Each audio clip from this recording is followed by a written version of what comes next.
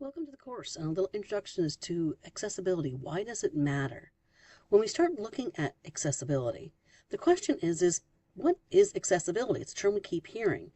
The answer is accessibility refers to ensuring that all students can access and use your course materials, something you probably want already. When we look at this, what does that actually mean when we talk about digital accessibility? That means digital materials, experiences, services, platforms, all of those things are designed so that people can perceive them correctly, operate the program correctly, understand what they're actually looking at, and is robust enough to navigate for many different types of learners, whether they're using a keyboard or a mouse or some other assistive device. So how does this apply to your online content? We have a lot of content and we want to see how that's going to matter here. Here's some quick examples.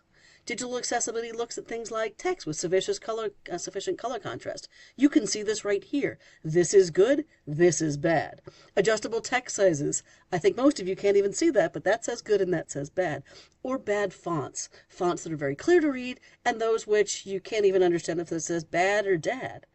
Now, when we look at accessibility content, there's so many other things. It's that readable fonts, it's descriptive link text. Other things are keyboard-friendly navigation, screen reader capability, captions and transcripts for multimedia, audio descriptions, multimedia controls.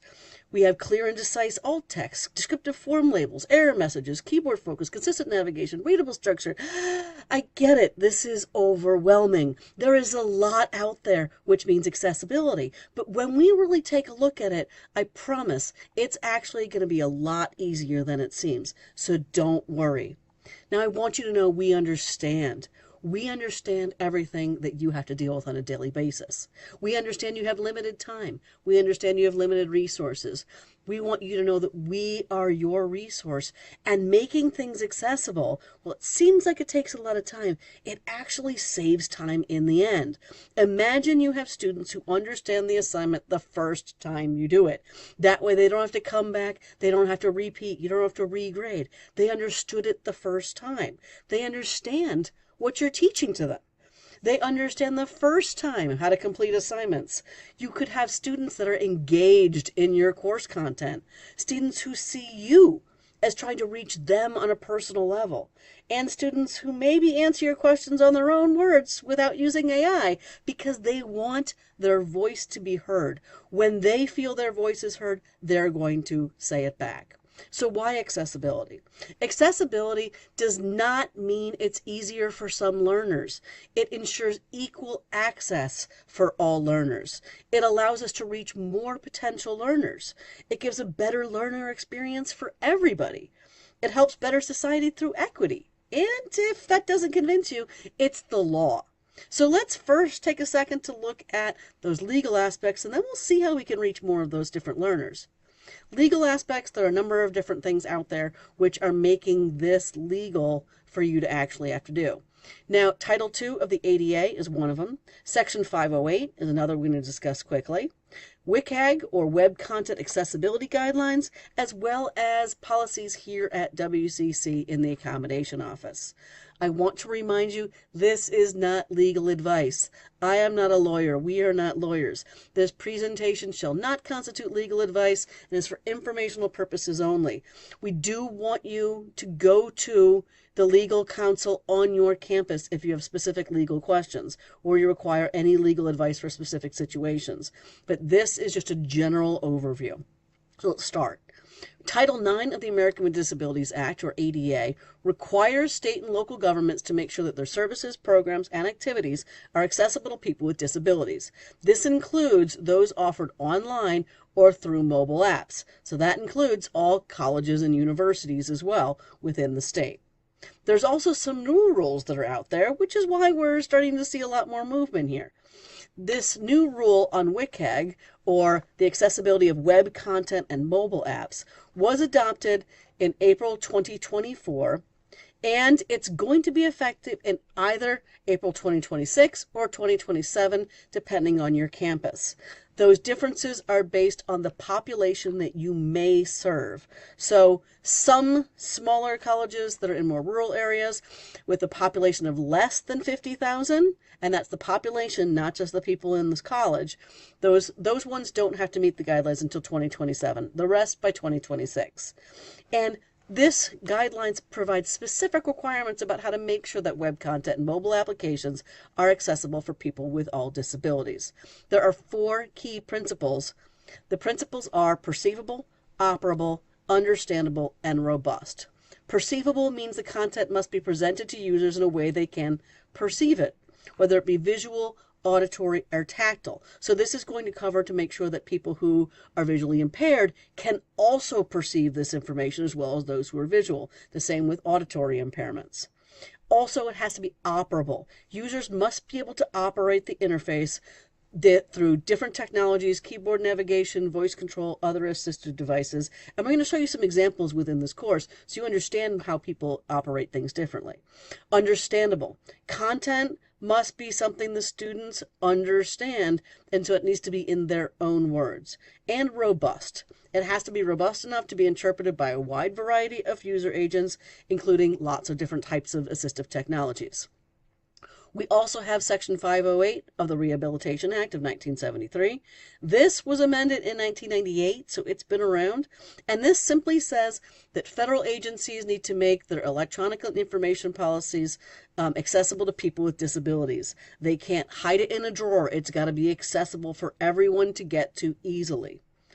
And we also have policies here at WCC within the accommodations office. We're going to cover those in Module 3. So what types of content are included? This includes everything that's generated by faculty and staff, so all of your course content, all of your assignments, etc.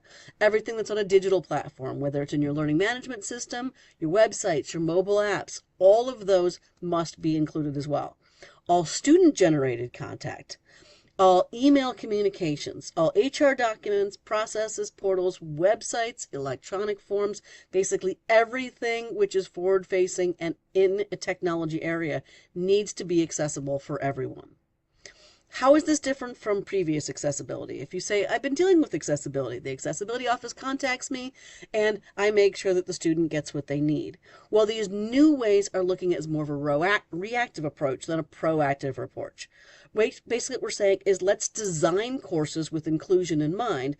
That way we don't have to have accommodations because the student and learner can already interact with that information. And this applies to everyone. So it's actually, this is one of those areas we're saving time. By making sure that your courses are designed with inclusion and access in mind, you're not going to have to do any additional work on the other end. What's the role of you as an instructor? First, try to get people to follow the guidelines, just like you try to get them to follow APA or MLA guidelines. Model it. Use accessibility checkers to check your content and make sure it meets standards. And prioritize it, like you're doing right here, by participating in professional development related to UDL and accessibility, and making sure that you get the tools, the materials, and the resources that you need. Now, who benefits from accessible content? We're talking about making this content. How many people are really going to benefit from it? In truth, we have a lot of people who benefit. Our students with disabilities is where we initially started, but also English as a second learners who might actually have a better chance hearing and reading that content. Mobile users, older users, everyone can benefit from this different types of accessible content. Now, if this is still kind of a little confusing to you, you want to see how accessibility really helps. And one example that we always talk about is how accessibility helps in our physical setting. That's with curb cuts and ramps. We have all used a curb cut. We see that these were initially designed in curbs so that people in wheelchairs didn't have a difficult time getting on and off a sidewalk. But look at who it really helps. It doesn't just help someone in a wheelchair, it also helps someone with a stroller, or somebody with a large suitcase, or someone delivering packages, or a bicycle. All of these individuals benefit from that thing that was created for accessibility. And we're going to see some more examples here. The problem is we often forget about that. We forget about making sure that's accessible for all before we talk about making sure it's accessible for some.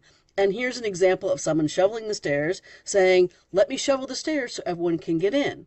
But in truth, if you shovel the ramp first, if you do that proactive approach and making sure everyone can get in, everybody can make it up the ramp, while only some people can make it up the stairs.